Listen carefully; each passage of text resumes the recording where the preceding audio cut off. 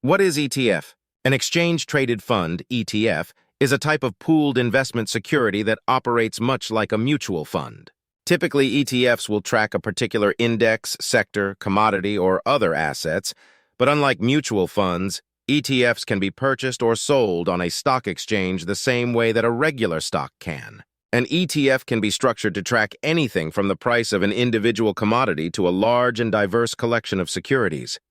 Understanding exchange-traded funds, ETFs. An ETF is called an exchange-traded fund because it's traded on an exchange just like stocks are. The price of an ETF's shares will change throughout the trading day as the shares are bought and sold on the market. This is unlike mutual funds, which are not traded on an exchange and which trade only once per day after the markets close. Additionally, ETFs tend to be more cost-effective and more liquid compared to mutual funds. An ETF is a type of fund that holds multiple underlying assets, rather than only one like a stock does. Because there are multiple assets within an ETF, they can be a popular choice for diversification. ETFs can thus contain many types of investments, including stocks, commodities, bonds, or a mixture of investment types. An ETF can own hundreds or thousands of stocks across various industries, or it could be isolated to one particular industry or sector. Various types of ETFs are available to investors that can be used for income generation, speculation, and price increases, and to hedge or partly offset risk in an investor's portfolio. Here is a brief description of some of the ETFs available on the market today. Bond ETFs. Bond ETFs are used to provide regular income to investors. Their income distribution depends on the performance of underlying bonds. They might include government bonds, corporate bonds, and state and local bonds called municipal bonds. Unlike their underlying instruments, bond ETFs do not have a maturity date. Stock ETFs. Stock equity ETFs comprise a basket of stocks to track a single industry or sector. For example, a stock ETF might track automotive or foreign stocks. The aim is to provide diversified exposure to a single industry, one that includes high performers and new entrants with potential for growth. Unlike stock mutual funds, stock ETFs have lower fees and do not involve actual ownership of securities. Commodity ETFs. As their name indicates, commodity ETFs invest in commodities, including crude oil or gold.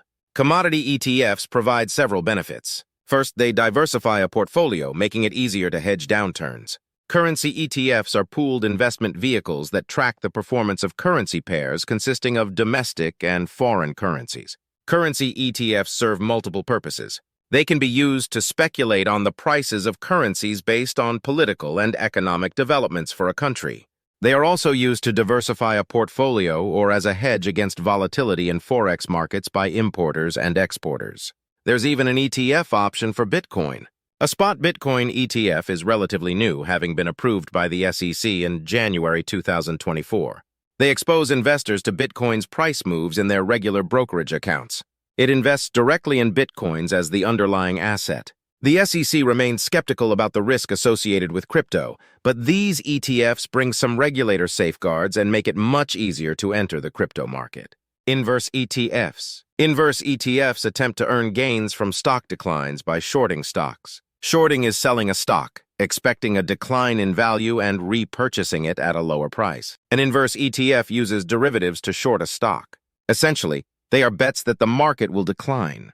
When the market declines, an inverse ETF increases by a proportionate amount. Be sure to check with your broker to determine if an ETN is a good fit for your portfolio. How to buy ETFs? With a multiplicity of platforms available to traders, investing in ETFs has become fairly easy. ETFs are available on most online investing platforms, retirement account provider sites, and investing apps like Robinhood. Most of these platforms offer commission-free trading, meaning that you don't have to pay fees to the platform providers to buy or sell ETFs. What to look for in an ETF? After creating a brokerage account, investors will need to fund that account before investing in ETFs. The exact ways to fund your brokerage account will depend on the broker. After funding your account, you can search for ETFs and make buys and sells in the same way that you would shares of stocks. You can typically search for ETFs according to some of the following criteria. Volume. Trading volume over a particular period of time allows you to compare the popularity of different funds. The higher the trading volume, the easier it may be to trade that fund. Performance.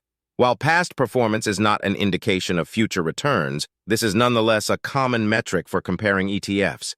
Advantages and disadvantages of ETFs. ETFs provide lower average costs because it would be expensive for an investor to buy all the stocks held in an ETF portfolio individually. Investors only need to execute one transaction to buy and one transaction to sell, which leads to fewer broker commissions because there are only a few trades being done by investors. Pros: access to many stocks across various industries, low expense ratios, and fewer broker commissions. Risk management through diversification. ETFs exist that focus on targeted industries. Cons: actively managed ETFs have higher fees. Single industry-focused ETFs limit diversification. Lack of liquidity hinders transactions. The bottom line: exchange-traded funds represent a cost-effective way to gain exposure to a broad basket of securities with a limited budget. You can build a portfolio that holds one, many, or only ETFs. Instead of buying individual stocks, the investor can simply buy shares of a fund that targets a representative cross-section of the wider market. However, there are some additional expenses to keep in mind when investing in an ETF.